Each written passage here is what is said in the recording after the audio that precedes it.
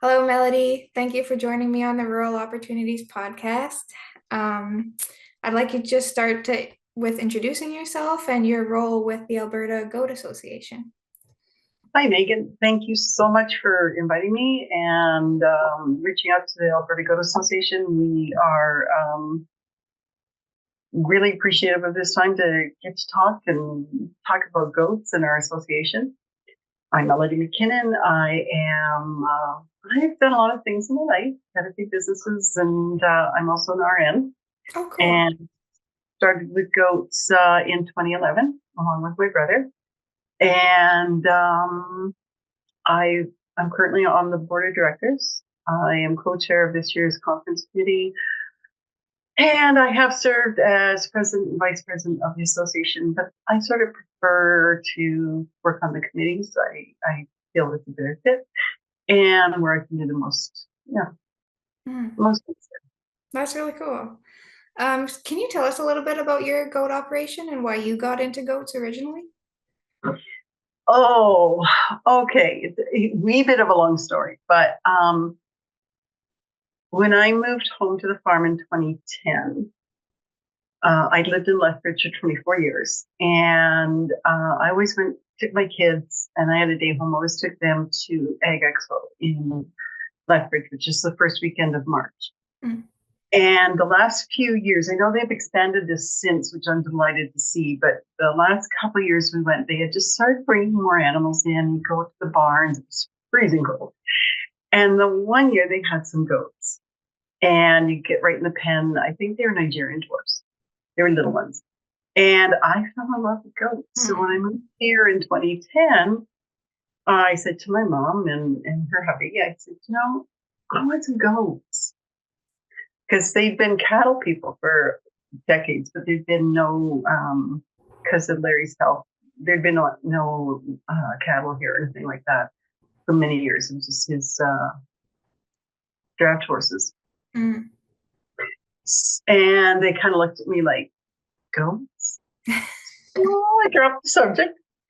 And a year later, my mom and my brother, who by then was on workers' comp for a back injury, decided that I come home from work one day and they said, "Oh, we're getting goats." And that's where it started. I guess me mentioning goats, they decided, oh, this isn't a bad idea. I love goats. Mm, I really do. My mom really came to love them as well. She passed away in 2021, but she loved sitting in the living room watching them mm. out the one pasture and loved the babies. So yeah, that's kind of how I got into Oh, goats. that's really cool. Yeah, they are I have. very cute creatures and very like fun and jumpy and just all over the place. They're also very curious and intelligent animal, which can, which does bring its own challenges. Yeah, yeah, for sure. Well, I'm very excited to learn more about goats and talk to you and learn more about the Alberta Goat Association. I think I think this is common that most people don't know that much about goats because it's a less common livestock to have. But it seems like more people are gaining interested in, like you said, it's starting to show up at more exhibitions and stuff. So let's just start with what is the Alberta Goat Association and what is their mission? Okay, so I actually typed out the mission statement because I never quite get it completely. So our official mission statement is to provide leadership in all aspects of information, education, promotion, lobbying, and representation of the goat industry, striving for a profitable and stable future.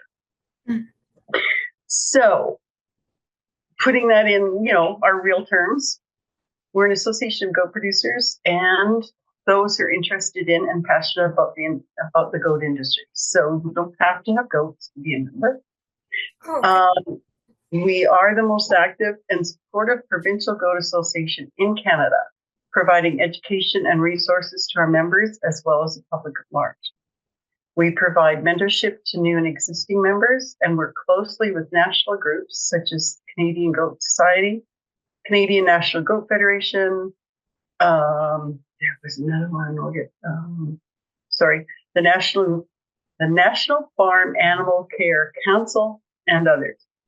For example, when Canadian National Goat Federation and the NFACC were updating the code of practice for the care and handling of goats, Alberta Goat Association was directly involved with developing those updates.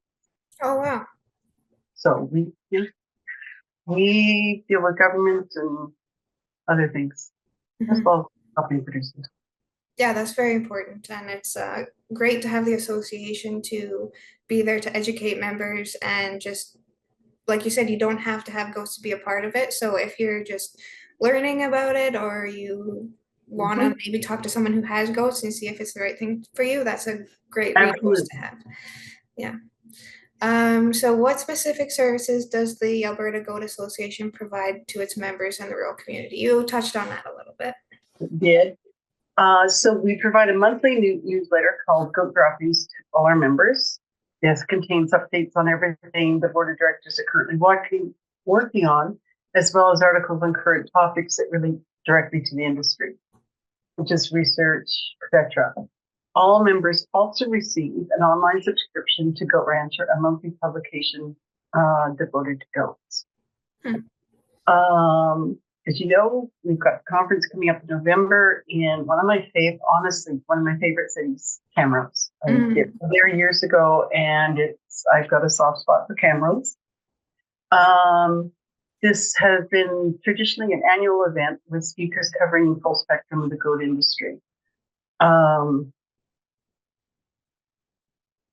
So last year, for example, we had a speaker actually from Camrose on talking about mental health and agriculture, because that's a huge thing. If we're not taking care of ourselves, our animals are also going to suffer. All right. So we had mental health and ag. We also had a physiotherapist come and talk to us about how to maybe avoid repetitive motion injuries or maybe acute injuries. That's a great topic. Okay. Yeah, so as well as we had a vet who presented on the most current research and suggested practices for goat health. We had a speaker, an expert in the field of feed and forage, who taught us how to make feed choices and balance the cost-benefit ratio. Interesting. So there's a lot we do. And again, our events are open to the public. It isn't just for the goat world. Cool. So anybody could come to your conference? Anybody can come to the conference. Okay, cool. Absolutely. Yeah. So what date is that happening? Sorry? That is November 9th and 10th. So Saturday and Sunday. Saturdays all day. And Sunday, I think we're wrapping up at around 3. Awesome. Give people time to get home. Awesome. The Alberta Goat Association website is a wealth of information. Like I said, I don't know that much about goats, but if anybody is curious, like you guys have so much information, even just a little fun facts and some like history on goats, which is really cool. So I definitely encourage people to check out your website because there's a lot of information and resources on there. Thank you. And I'm going to give Mallory Kaiser, president of our board, credit because she's the one that does most of the website work, and she does do an amazing job. The other thing, I just want to mention something here. I wasn't sure where to stick this, so I'm sticking it here. Another thing that Alberta Goat Association has been really active in and working towards is traceability. Now, I don't know, a lot of people are not aware, but goats are the only livestock that don't have traceability at this time in our country. For people who aren't sure, traceability, you mean like if there was a storm or something and the goats got out, or no, this is more to do with the food chain and protecting the food chain. So cattle, pigs, sheep, they cannot leave the farm without an official CCIA identifier. Right. Goats don't have that as of yet. Interesting. Really close, and we're really excited about it. AJ has been a staunch proponent of getting traceability into our industry for over 25 years. Yeah, we've been working on it for over 25 years. We've worked closely with CCIA, CFIA, and recently with LIS to achieve this. And we're really happy that we are within 1 to 2 years of it going on. Wow. We are so excited. What this means is it will open our borders. We currently cannot bring in breeding stock. We cannot ship out breeding stock outside of our country. Okay, so nationwide. It's a huge thing. So we all remember the BSE crisis that closed the borders. All right.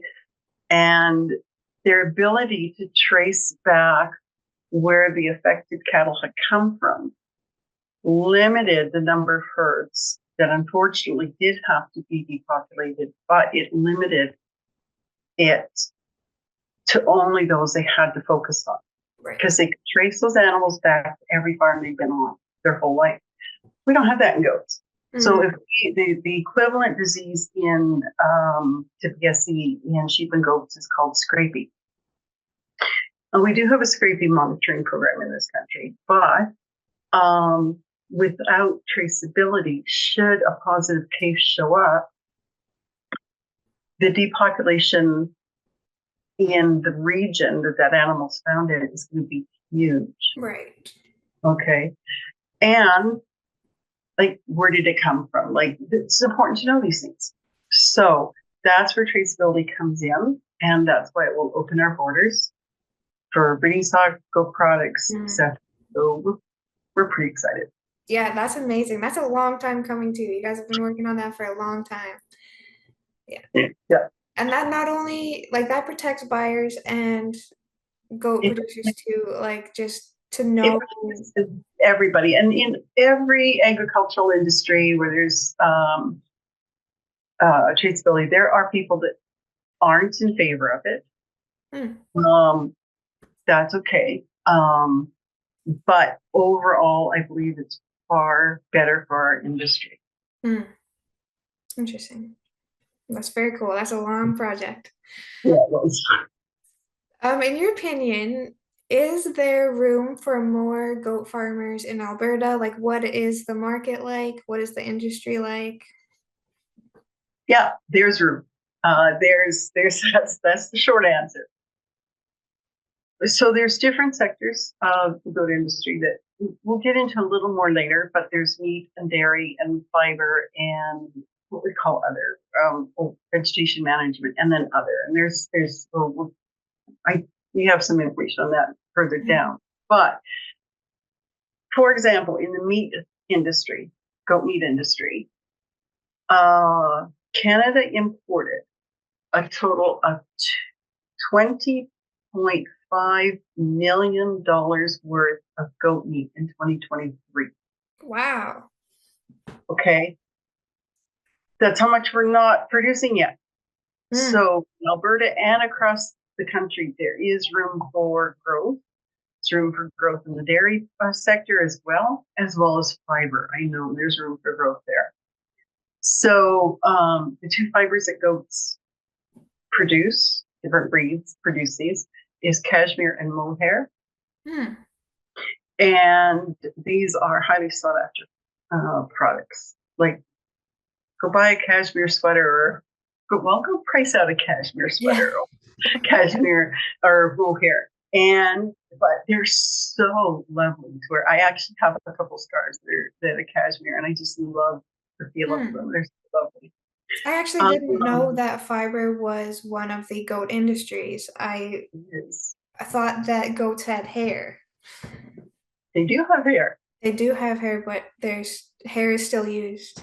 Yes. So primarily Spanish goats produce the cashmere. Okay. and that's their winter coat, actually. So in the Mm. spring, you comb that out. All right, so you leave the rest of their hair on them. Oh, I cool. have a buck who's a Spanish Kiko cross. So the cashmere he produces isn't as high quality, so I don't harvest it. But he's got this really long hair, especially on Hmm. his back legs, and it's gotta be like, you know, Hmm. 6, 8 inches long in the winter. It's Wow. really cool. And then mohair, those goats, they fascinate me. They have ringlets. Those they shear. Okay. And we do have a producer, John Henderson, who has White Treasure Farms, and he is a fiber producer. Hmm. So he Very knows a lot about it. okay. That's really cool. I didn't know that. So what would you say is the ratio of like meat, fiber, you said vegetation management, dairy? I have that. The numbers are approximately dairy, 24% in Alberta, meat production, 60%, and other is around 16%. So that would cover pets, goat yoga, fiber, packing goats, vegetation control. Vegetation control is an area of growth Mm. in the goat world. They're really there's been a lot of research on the effectiveness of multi-species grazing, and goats are actually pretty easy on the environment that they're grazing. Yeah, and they tend to eat a lot of noxious weeds and other vegetation that a lot of other livestock will just forget about. Yeah, I have seen quite a few municipalities using goats for vegetation management, which is pretty cool. yeah, it is. They do. Goats are not grazers like sheep and cattle. They are actually browsers. So when you're thinking about goats, think deer, both physiologically and behaviorally and grazing. All right. Um, they anything 6 feet down, 6 feet and down is theirs. They will stand up on their hind legs to get those branches off the trees. They'll walk down small saplings and hold them down while they clean them off. Yeah. They'll clean out brush. We have, let's say it's about a 30 to 40 acre parcel that we fenced for them. It's old brush. Uh, and it was impenetrable when Mm, we first fenced it and turned them in there. Within 2 years, you can see way down, you can walk through there. mm. They watered, they cleaned her up beautifully, So yeah, they're browsers. They like grass, don't get me wrong, but if they have a choice between bush and grass, I go for the bush. Mm. Interesting. So they're eating like a lot of twigs and Oh yeah, small trees, literally. Rose bushes, like the wild rose bushes, oh, one of really? one of their favorite meals. Wow. I feel like that would Yeah, not be very comfortable to eat, but I know, right? Um, and it's research has shown the their palate, the roof of their mouth is actually more tender than the cows. So when we're feeding alfalfa hay, we can't have it really stemmy because it mm. hurts the mouth. But they eat thistles and rose bushes, and I just kind of shake my head and go, okay, whatever. That's so funny. Oh, they're interesting little animals. Oh, they are. I love them. I just thought of a question of dairy. So, like in Canada, the cow dairy industry has quota. Is that the same for goats or is it different? No, it is different. Now, there's actually a separate association of the dairy producers in Okay. Alberta and BC. A lot of them were members of AGA, but they felt that at that time, they felt that they wanted to have their own association to deal with some specific things specific to their industry. Um, Rockbridge Farms, just outside of Red Deer. Patrick and Sherry Lynn Boss. They have one of the biggest, if not the biggest, goat dairy in our province. Hmm. It's fully automated. They do sometimes do some tours. They've been on national news with their when they first got their system from Europe. Wow. Um, but yeah, the last time I talked to them, they told me that all the liquid goat milk we buy in the stores in Western Canada was produced in Western Canada. That's really cool. So it is. Yeah. That's a pretty cool thing. Yeah. So one of the challenges again for those of us in the goat world is we don't have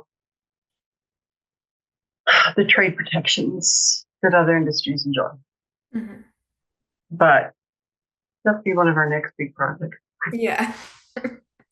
Yep. Always got to be working on something. Oh yeah. So have you seen an uptick in like the need for goat products like goat milk and Yes. The demand is there and growing. What's affecting that demand? There's a couple of things. First of all, new Canadians. Okay, I'm going to back up there. Goat meat is the most widely eaten red meat in the world. yeah, I actually read that on your website that 50% of the world eats goat meat, and I would not have guessed that. So one of the reasons for that is goats are super adaptable. There's very few climates that they can't thrive in. They don't, as I mentioned earlier, they don't need the vast grass that a cow does, and they're smaller. Right. So they'll browse on whatever's available and they'll do well on it. And for you know countries where the economy is difficult, goats produce fertilizer, and you can use goat manure right from the get-go. It doesn't have to compost any length of time. It won't burn crops or gardens. Really? Yeah, it's amazing. And they digest the weed seeds, so you're not getting the weed seeds. Mm. Um, they produce milk. They use their most common birth as twins. So Oh, if somebody has a goat and then she has twins, well, now we can get milk and their hide. At butcher time, their hide is a very high quality leather. mm. And so, yeah. Get a Have lot you of ever one animal. have you ever heard the expression to handle somebody with kid gloves? That's referring to um, the leather from young goats, from kid goats. Oh, And it's an extremely, historically, a very sought after product. mm. Interesting. Yeah, and historically goats, um, on your website it said like for like canteens and stuff. Mhm. Like goat products were used for a lot of things historically. Yes. So, so new Canadians are looking for good quality goat meat. Um, and also in general, people are just becoming aware of healthier choices. For example, goat meat is significantly lower in calories, fat, saturated fat, and cholesterol than any other red meat. Oh. Yeah. So it's overall healthier. Goat milk and the other, milk based products. Goat milk has almost 1% less lactose than cow's milk. Mm. So people who are lactose intolerant can often tolerate goat milk. Interesting. It's also believed by scientists that it's easier to digest because the protein molecules in goat milk are smaller than those in cow's milk. Mm. And so they're easier to digest for people with any digestive challenges. Um, there's also both cow milk and goat milk contain more protein than your plant-based ones as Mm. well. Yeah. So yeah, so there is demand, and then we get the toiletries as well. So the personal care items, soaps and lotions, and they tend to be easier on people's skin. Mm. Goats are cool. They are Goats give us cool. things. Goats give They're, us a lot. yeah, they do. Wow. I didn't even think of soap either. But yeah, I have seen goat milk soap and yeah, for sure. Maybe try someday. Yeah, I should. Next time I see it, it's usually like at a farmer's market or something. Uh-huh. Yeah, I was going to mention that later on. And, if you want to find some of these goat products, go to your farmers markets, go, Mm, to some of the smaller online platforms, look mhm. for those small local businesses and support them. Yeah, for sure. That's really cool. Yeah, totally forgot about soap. What are some of the most common challenges faced by goat producers in Alberta?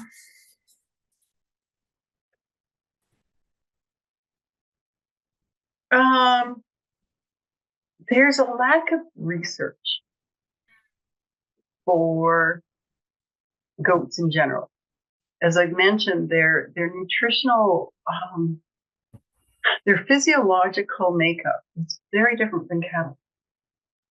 They're not small cows, and it's actually very different than sheep as well. Yeah. So the research for those species doesn't translate well to goats. Goats have very specific nutritional needs that are different. We have a visitor, and I don't understand on the keyboard. Go. She's one of my cats. Just wants to be outside, and she doesn't like rain. Anyways, so one of the challenges is a lack of research to base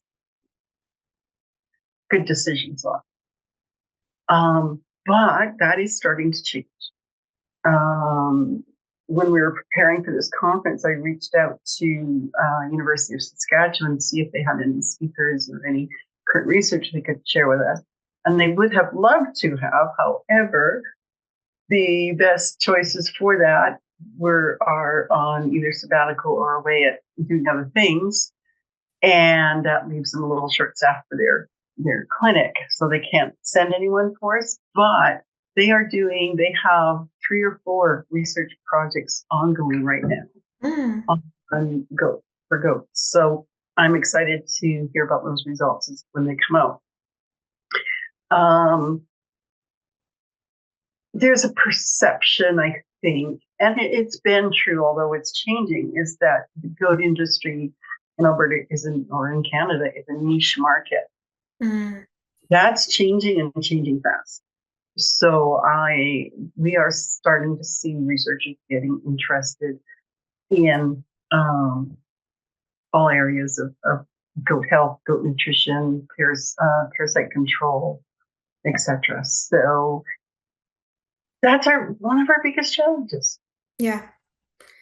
That's great that there is organizations starting to do more research, and with the increase in demand for goat products too, that's great opportunities for current goat producers and people who might be interested in it too. Yes. That's really good. Is there any other like upcoming trends that you see in the industry that you're excited about?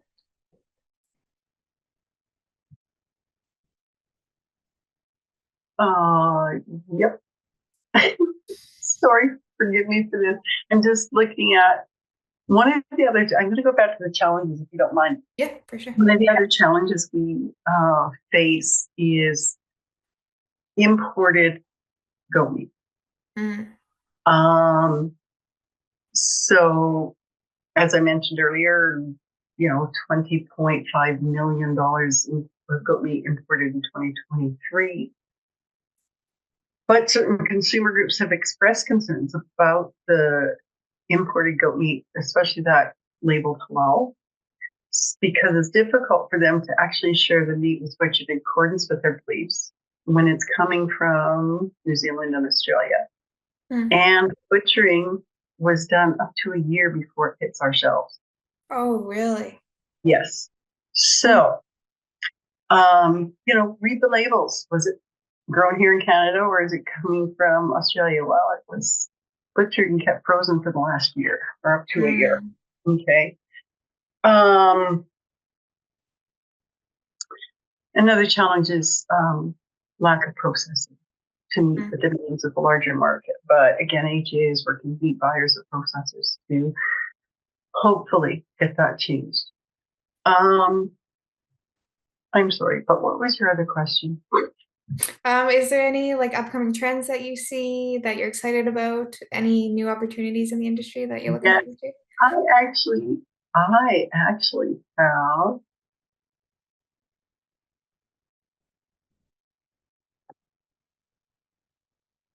There it is. Sorry, I wrote this out, so forgive me, but I didn't want to miss anything. Mhm. So we are very positive about with our industry overall. There's a market demand for meat, and everyone I've spoken to much prefers the taste and overall quality of Alberta goat over the imported products, actually. In fact, I've got customers say they won't even buy that stuff. It tastes terrible. So I haven't tried it. I stick to my own. Yes, I Yeah. eat goat meat. It's Yeah. great. Well, especially if it's fresh, like if the other stuff has been frozen for a year, the taste would just be uncomparable. Yes. So other areas of growth and innovation are vegetation management, as we mentioned. Recreational activities are starting to grow. Goat Goat yoga. packing, yoga. Yeah. Now you have to have the small breeds of goats to do the goat yoga because I don't think you could handle a 150-pound doe sitting on your back while you're doing yoga. You Yeah, know, not really. No. our big goats grow big. So, but those videos of those little pygmies bouncing around, yeah, they're adorable. People are learning that goats can be amazing support animals and pets as well. And with the smaller breeds, such as the Nigerian dwarfs and the pygmies, that's not hard to have a couple of pet goats. Right. Another area that's growing and interesting demand is the toiletry items that we discussed, the soaps and lotions and things like that. The other area that's starting to have a resurgence, and we're really happy about this, is goat shows. There used to be a lot of goat shows in various provinces throughout the year in Canada. Chronic and other challenges faced by agriculture in general, but there haven't been very many for a few years now. However, we're seeing a comeback, and we're really happy about it. It's lovely to, as Canadians, to be able to showcase the amazing animals that we already do, whether they're purebred or what we call commercial, not purebred, but outstanding animals. So excited about that. Yeah, I didn't even think about that. There's a ton of cattle shows out there, and No, yeah, not a lot of goat shows. I did see on the website too that goat 4-H is possibly becoming more of a thing too. yes, and we gladly sponsor any 4-H clubs that have a goat club or have goats within another club because Hmm. like you have to have so many kids raising goats to make that its own club, but Right. they can put it under another club, but they can apply to us for sponsorship, and we are happy to do that. Hmm. Um, we used to have we had a pretty good youth division at one time, but the kids grew up, Yeah. you know, and the younger ones aren't quite ready for that, although they're starting to get to that age. So, Oh, that's um, amazing. yeah, so, but we have resources on if you click on youth on our webpage, we have resources. And actually, 4-H Alberta has approached us about printing them and using them for any of their kids raising goats. That's amazing. Yeah. It's a really great resource. So you mentioned at the beginning the conference that you guys have coming up in November. Is there anything else that you want to say about that conference? Oh, a little bit. I do have a few things. Let me scroll down there because really, so first of all, as I mentioned, our events are always open to the public. Okay. Members to get a reduced registration fee, but anyone can attend. And we love it when other people attend. We do everything we can to give the best value and keep the registration affordable. I've been doing a little research on the costs of other, similar events, and the registration fees are $400 and up. And we kept ours at $275 for non-members and $225 for members. So I think we've done really well, and Mm, we feed you pretty good. nice. Actually, Saturday evening we always have a dinner that is goat meat, based on goat meat, and we have different cultures usually each year. This year it's Jamaican. Chef, Oh, cool. Chef Mon from Edmonton will be catering that meal, so we're pretty excited. I've That's had really his food and I love his stuff. mm, Um, so a little bit about the conference itself. So Dr. Melissa Magi, she's the VP of our board of directors, and I are the co-chairs. And the theme this year is growing your goats, your mm, market, your business. So all our speakers will be contributing to that theme in one way or another. We've got a nutritionist who will be showing us how to read our feed and forage reports and how to apply that information in deciding the best possible mineral mix for each farm, because each area, each farm has different minerals in the soil and available to goats. Goats have a very high copper need. Yeah, their yes. nutritional needs, right? So at the conference, we've got a couple speakers who will be helping to address that and teach us on that, a nutritionist and some forage specialists from Westlock. So we're Oh, really, cool. and we're also going to be talking about when my brother and I started with goats years ago, we were told, oh, you can't feed them silage or haylage or baleage or any of those things. And then over the last few years, I've been actually looking at this, and because in wet years, it's hard to get good hay affordable at an affordable price. So I was talking to somebody who has friends in Ontario in the dairy goat industry, and he said, well, that's all they feed is haylage and baleage. Hmm. So we've got these forage guys going to talk to us about this and clear up some of the confusion. So I'm looking forward to that. Two other things that happen at the conference that I'd like to mention is our trade show. We have booth space for businesses. Gives them the opportunity to reach out to, a target market. They're there for the full 2 days with us.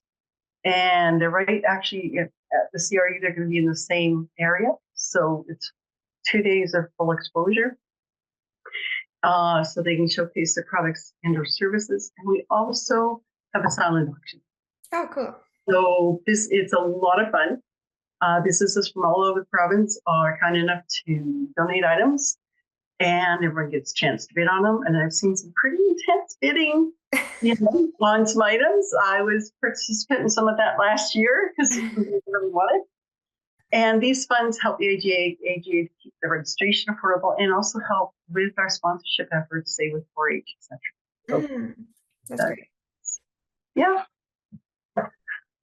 Sounds like it's shaping up to be a really great conference. And we're pretty excited. Yeah. There's been a lot of really hard work put into it by the committee, and but we're happy to do it because it's worth it. It's really worth it, and it's nice to have a couple days with other people that the first couple of years my brother and I had goats, we didn't know about the association. Back then it was the Alberta Goat Breeders Association. We didn't know about them, and we had a couple really rough years because we had no mentorship, no one to turn to that understood goats. And so that's one of the reasons I love being a member is the people who support, and now in turn I get to mentor others and hopefully help them miss some of the pitfalls we've had. For sure. And you mentioned mental health before too, and it's nice to get together and talk to other goat farmers and get off the farm and just interact with people. And, I think most people who have a farm don't really like to leave the farm that much, but it is good to get out and, learn some stuff with people too. So, Yeah, and Saturday evening we always have, talk to a bar for cash bar for a couple hours along with dinner. And the storytelling that goes on after dinner at the tables is always worth it. Yeah, So, you know, it's fun. I bet. You touched on it a little bit, Melody, but what is your personal motivation to be a part of the Alberta Goat Association and what inspired you to be a part of it? When we found them, the people, the support, the knowledge base, and being able to talk to people who have been in this longer than me, and have more experience. And, the fact that we do reach out to government and address issues with them and the traceability and all that, just to improve the industry for everyone, whether they're a member or not, it helps everyone. Right. And as I said, I now have the chance, I now have some knowledge that I can help others and mentor them and answer questions. And I had a neighbor, well, I mean on the farm, a neighbor, she's a little over half an hour away. Mm-hmm. It was a couple of years ago, she called me, she said, I've got a blood goat, I don't know what to do. And I said, okay, this is what you do, and I'm on my way. Mm. And I got up there, and that goat can kill, as we know, any ruminant. And so I said, okay, we treated the goat, we got it cleared up. I was there for a couple hours, but she was the new producer, and bloat's scary. Bloat's really scary. I have actually lost a couple animals to it over the years. So I was so glad, because this was a doe and she had kids outside. Mm. Got her through it. So it's that kind of thing, or you meet somebody at the vet and, oh, you've got goats. Oh, you live really close to me. Yeah. Now we got new neighbors and friends that understand goats. Yeah. So it's just, it's just good to have that those are the people you can call and commiserate about. Some goats are really good at getting through fences. So you have to have good fencing if you're going to have goats, I promise you. And that's another thing that we talk to people about and tell them what works for fencing.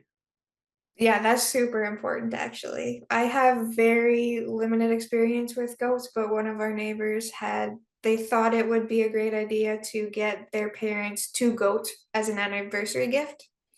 And they have some sheep and cows, and their fences weren't quite up to the standards that goats need. And so they called us, and we were basically just trying to keep these goats in a location, but it really wasn't working. So that's really all the goat experience I have. Oh, imagine when your neighbor phones you and says, you're, at one time I had 300 head of breeding females. And my neighbor called me and said, your goats are in our crop field. Oh no. Oh no. Oh no. So yeah, it's not a good thing. Yeah. But yeah. Yeah, they're very agile animals. Like you said, they're very curious. And smart. Yeah. And they are smart. But that's what makes them fun as well. And they each have a distinct personality, and they have a very distinct social order within the herd. Really? Yeah. And apparently there's local, just like with humans, we have local accents and dialects. Well, apparently goat herds do too. Wow. There's been research on that. And when I found that, I was like, that is so cool. That is super cool. Yeah.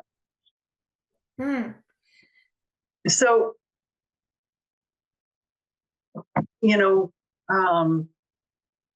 I am going to say, if you want to try goat products, you want to, go shopping, be discriminating, read the labels. You're probably going to find Alberta goat meat at your smaller shops that maybe, are just sell more often to like your African or Middle Eastern neighbors. But they'll have all the cool spices too. I love walking in those stores. They smell so good. And they're very generous with their knowledge, and okay, cook it with this and with this, and I love that. Or go to a restaurant to serve goat meat. Try it. You won't regret it, I promise. I was thinking that earlier. I don't know if I've just never looked for it. Like in your typical like Safeway or Sobeys, is goat milk usually there, or it is like small shops? The dairy products, you will find goat cheese more and more in your deli sections in your major stores. Goat cheese is a bit, it tastes a little bit naturally salty. It's really good. It's usually a soft cheese. I do love Um, soft goat cheese on yes. salads. It's delicious. Yeah. Oh, it's yummy. Yeah. Um, there's the milk will either be in the dairy, regular dairy, or it might be over in the oh, organic row. Okay. Okay. But there's all the stores do have the goat dairy products. Goat meat, not as much yet. But keep asking. Keep letting the stores know that, hey, we'd like to see some of this. In the meantime, go to the smaller stores. It's nice to support local anyways. For sure. And you might make some new friends. Totally. So that's always a good thing too. Would you say a lot of goat producers, like say for meat, are they selling direct to consumers? A lot of us are. Yeah. There's the on-farm slaughter program that you can register with, which I'm registered with. And I deal mostly with Filipinos. My customer base is the Filipino community, and they love my goats. Mm-hmm. Yeah. In fact, at the very first Alberta Day, a couple of years ago, Alberta Goat we set up our booth on the grounds of the legislature. Oh, And the then premier, and I cannot remember his name, please forgive me, everyone. It was the premier before our current one. I can't remember his name. Anyways, he came walking through, and I asked him, I said, one of the biggest challenges in our industry is the lack of processing. What are you doing about it? And his answer was, well, we've expanded the on-farm slaughter program. Yes, it helps, but it doesn't meet the bigger market. Mm. Okay, so it helps us. To me, that's more of a short, medium-term solution. Mm-hmm. Because it's really, okay, on-farm slaughter has to be done outside. You can't do that when it's minus 40. I'm sorry. It's a bit cold. And you can't have probably are not going to have running water because you're going to have an ice flow under your feet. Mm-hmm. So there's some challenges there. Mm-hmm. But yeah, a lot of us do sell direct. Okay. And if we're not licensed for on-farm slaughter, we can sell the live animals. Mm-hmm. And auction. There's several auctions in the province that handle goats, and that's where a lot of ours go, and then the meat buyers buy them. Awesome. Would you say that the Alberta Goat Association website is the best place for people to find direct? I saw you guys had like a listing of some goat farms in the province. So is that where people should go to look? All our members are listed under members. And you can do a control F, like if you're looking for bull or you're looking for Kiko or whatever, where you're looking for a farm in your area. You can do a control F on that page and type in what you want. It'll show you all, it will help sort it. I think there's also now, Melody's added a search feature on there with the drop-down menu. So there's a couple ways of searching, but yeah, all our members are listed under members. That's great. That's perfect.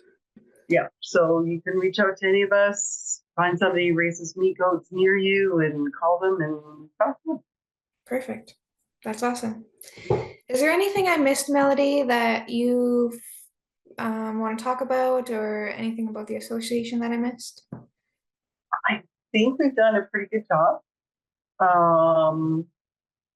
You mentioned our website, and thank you very much, because that is the best way to reach us. Another way is our email box, which is admin@albertagoat.com. Perfect. Yeah, and that's on the website too, on the bottom there. Yep. And what happens with those emails, if you've got a specific question about you want to get into fiber, we'll send your email to our fiber people so that you can talk directly to that sector or area or whatever. So we do, we try to match you up with somebody who is quite knowledgeable in the area that you're looking for. Awesome. Yeah. Well, thank you so much for joining me on this podcast. I learned so much, and you're just a wealth of information about goats. And I really hope your conference is amazing. And if I'm in Camrose, I'll try to stop by. And Stop by, please do. yeah, that'd be so cool. Yeah, thank you for talking to us all about goats. And yeah, just have a great Thank conference and you. everything. Thanks, Megan, for letting me talk way too long. Um, but yeah, goats are fun. Mhm. It's bottom line. So thank you very much for this. Thank you so much. Have a great day, Melody. You too.